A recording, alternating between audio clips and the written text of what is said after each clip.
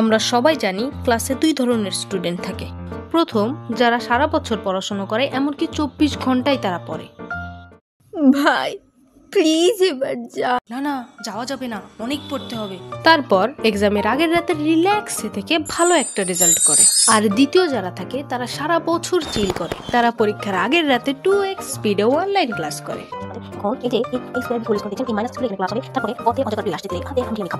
আর যখন দেখে এতেও হচ্ছে না, তখন তারা আজকের ভিডিওতে আপনাদের দেখাবো কিভাবে না পড়ে পাস করা যায়। যদি আপনারা এই ট্রিক্স ফলো করেন তাহলে এমসিকিউতে 30 এর ভিতর 28 পাবেন একদমই না পড়ে। আজকের ভিডিওতে দেখাবো কিভাবে ঘুমিয়ে থেকে এক্সাম হলে ভালো করে পরীক্ষা দেওয়া যায়। আর সবশেষে তারা যা করে, মানে আমি যা করি। পরীক্ষা কেমন হবে এটা বড় বিষয় না, পরীক্ষা দিতেছি এটাই বড় বিষয়।